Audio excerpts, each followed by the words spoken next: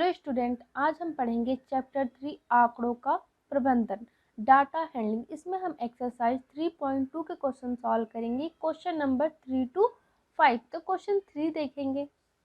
एक कक्षा के 15 विद्यार्थियों के भार केजी में इस प्रकार है: 38, 42, 35, 37, 45, 50, 32, 43, 43, 40, 36, 38, 43, 38, 47। तो हमें इनका क्या निकालना है? इन आंकड़ों के बहुलक और माध्यक ज्ञात कीजिए। सेकंड में क्या है? इनके एक से अधिक बहुलक है, हमें ये निकालना है। तो क्वेश्चन 3 का हम देख रहे हैं कि 15 विद्यार्थियों का हमें भार दिया हुआ है, तो हम यहाँ लिख लेंगे पहले 15 विद्यार्थियों का भार। क्या भार दिया है? 38, 42, 35, 37, 45, 50, 32, 43, 43, 40, 36, 38, 43, 38, 47। देख लेते हैं। 15 है, 1 2 3 4 5 6 7 8 9 10 11 12 13 14 15। ये 15 विद्यार्थियों के भार हो गए। तो हमें क्वेश्चन फर्स्ट में बोला है इसका कि आंकड़ों का बहुलक और माध्यक ज्ञात कीजिए। जब भी माध्यक बोले निकालने के लिए क्वेश्चन में, तो सबसे पहले हमें इन्हें आरोही क्रम में व्यवस्थित करना होता है। तो हम क्या करेंगे? यहाँ आरोही क्रम में व्यवस्थित करेंगे। आरोही क्रम। आरोही क्रम में क्या होता है? सबसे पहले छोटा लिखते हैं, छोटे से बड़े की ओर जाते हैं। तो इसमें सबसे छोटा क्या है? देख रहे, सबसे छोटा क्या है? 32। तो हम क्या लिखेंगे? पहले 32। 32 के बाद क्या है? देखेंगे इसमें 35। क्या है फिर? 35 केवल एक बार है, ये भी देख लेंगे कि कितने बार है। फिर 36, 36 यहाँ है, 36 केवल एक ही बार है, 36। फिर 37, 37 भी कितने बार है? एक बार है, 37। फिर 37 के बाद 38, तो 38 कितने बार है? 1 2 3 बार क्या है? 38। तो हम 3 बार 38 लिख लेंगे। फिर क्या है? 40। क्या है? 40। 40 क्या एक बार है? तो हम 40 लिखेंगे। 40 के बाद 42। 42 कितने बार है? एक बार है, 42 भी केवल एक बार है। फिर 43 देखेंगे कितने बार है? तो 1 2 3, 3 बार क्या है? 43 है, तो हम 3 बार 43 भी लिख लेंगे। फिर 45। 45 कितने बार है? एक बार है, 45। 47 भी कितने बार है? एक बार। फिर 50।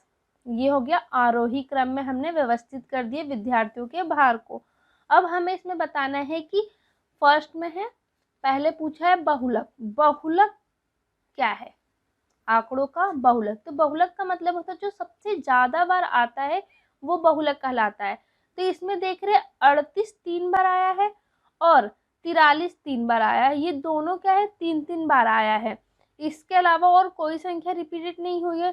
तो दोनों जब बराबर बार आए हैं तो बहुलक क्या हो जाएगा? ये दोनों हो जाएगा, 38 और 43। अगर इसमें से किसी में भी एक ज्यादा होता है, मतलब 43 4 होता है, तो हम 43 को बहुलक लिखते, या 38 ज्यादा होता 43 कम होता तो हम 38 को लिखते। पर यहाँ दोनों क्या है? बराबर है, इसीलिए 38 और 43 दोनों ही बहुलक कहलाएंगे। फिर सेकंड इसमें क्या पूछा है?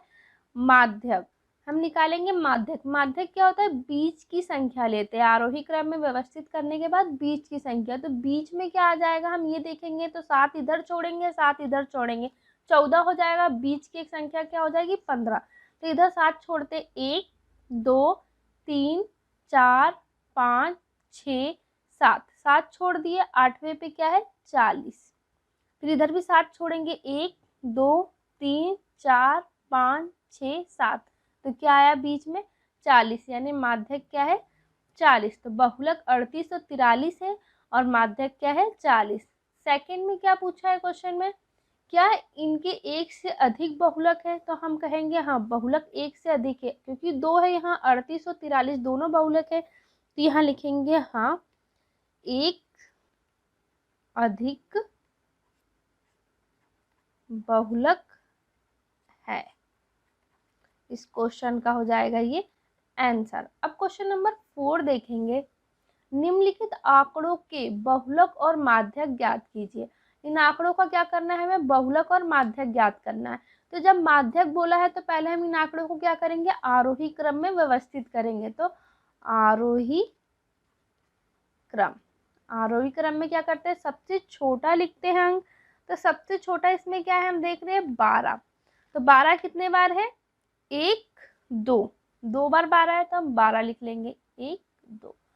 फिर उसके बाद क्या है 13, 13 भी कितने बार है, 2 बार है तो हम 13 लिख लेंगे 2 बार। फिर 14, 14 कितने बार है, 1 2 3 बार क्या है 14, तो हम 14 लिख लेंगे 3 बार 14। फिर 15, 15 नहीं है, फिर क्या है 16, 16 केवल 1 बार है 16। 17 18 नहीं है, फिर क्या है 19, तो हम 19 लिख लेंगे। अब इनका क्या निकालना है हमें, बहुलक। बहुलक क्या हो जाएगा, जो बार बार रिपीट हुआ है सबसे ज्यादा बार। तो देख रहे हैं 12 केवल 2 बार रिपीट हुआ है, 13 केवल 2 बार रिपीट हुआ है, 16 और 19 एक एक बार रिपीट हुआ है, केवल 14 ही है जो 3 बार रिपीट हुआ है। तो बहुलक क्या आ जाएगा हमारा 3।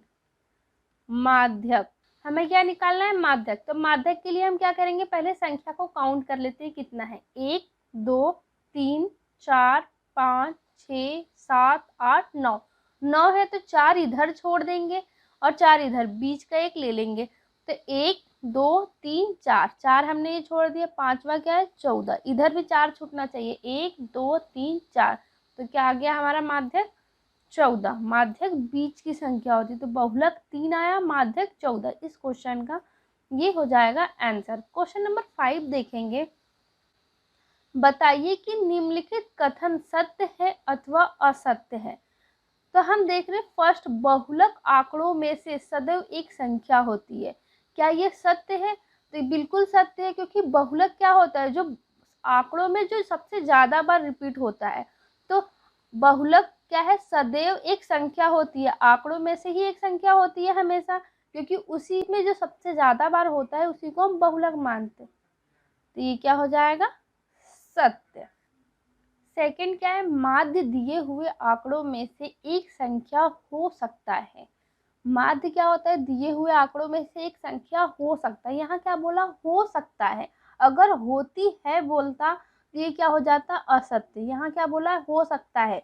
जरूरी नहीं है कि जो जो आंकड़े दिए हैं वो माध्य हो, पर हो सकता है, यानी हो भी सकता है नहीं भी हो सकता है। तो ये क्या हो जाएगा यहाँ पे, सत्य।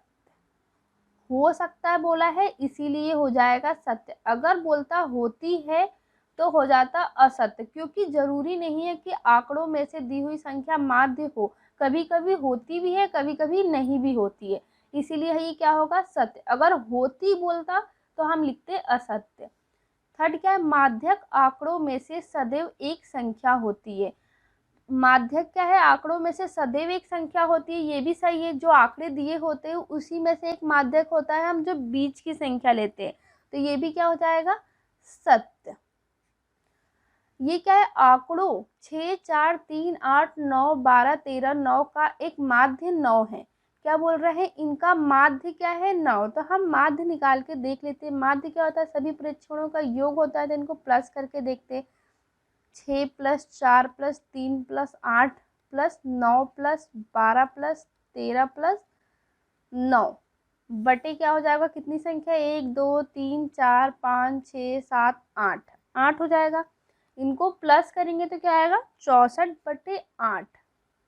इसको हम कैंसिल करें, 8 क्या होता है 64, यानी 8 आया।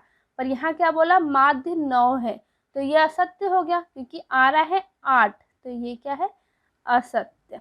इस क्वेश्चन का ये हो गया आंसर।